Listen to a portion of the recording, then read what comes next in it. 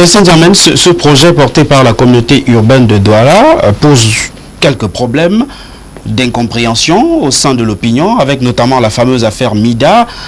Comment rassurer une opinion qui a subi déjà les affres d'une opération que certains qualifient de manière erronée de similaire? Vous savez, ma campagne pour les municipales et législatives de 2013 portait le slogan « Douala au Moulema ». Douala du cœur. Je suis un enfant de Daïdo, quoique mes parents soient issus de l'Ouest. J'ai coutume de dire que Daïdo, c'est mon village. Je persiste à le dire. Et je crois que il ne faut pas comparer, mélanger les pédales.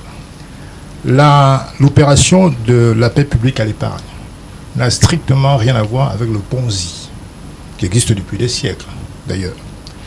Je dois dire que l'opération de la paix publique à l'épargne, qui est lancée par le promoteur, la CUD, qui a mis en place une société d'économie mixte, dénommée le SMID, est totalement et strictement encadrée par des textes réglementés et juridiques. Il lui fallut le visa de la Commission des marchés financiers pour que même les spots publicitaires soient lancés. Donc, le MIDA n'a rien à voir. C'était quelque chose qui était fait dans l'informel total. Évidemment, les pauvres victimes s'y sont allés parce qu'ils espéraient des gains substantiels, mais sans aucune garantie réglementaire. Tout autre est, effectivement, ce qui est mis en place aujourd'hui. Je vous dis une chose. Si, imaginons, c'est dans l'ordre du possible quand même, si Douala avait été candidate à l'organisation des Jeux Olympiques, je crois que sans aucune considération de parti politique, je m'y serais impliqué totalement et avec le cœur. C'est une affaire de cœur. Douala, on l'aime ou on l'aime pas. Moi, j'y suis né, j'y ai grandi. C'est vrai que je suis sorti pendant quelques années, je suis revenu, j'habite Douala.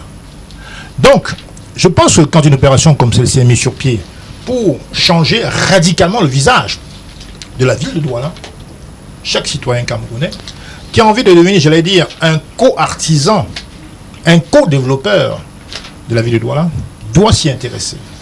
Bien sûr qu'il faut absolument qu'ils soient éclairés en termes de risques d'investissement qu'ils encourent, parce qu'il s'agit là d'une opération où il y aura des achats d'actions. Il ne s'agit pas d'obligation, qui est plutôt dans le cadre de quelqu'un qui prête de l'argent à l'État. Là, nous sommes dans le cadre d'une action portée sur une société anonyme, donc on achète des actions.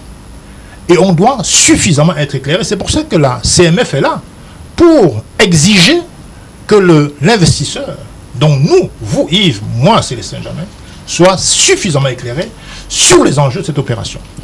Moi, je pense que c'est une excellente opération. Le coût de l'action est extrêmement modeste, 10 000 francs. Je crois que ça vaut le coup. Voilà le type de document qu'on vous remet quand vous souscrivez. Moi, j'ai souscrit. Il s'agit de Douala. Douala, c'est quoi?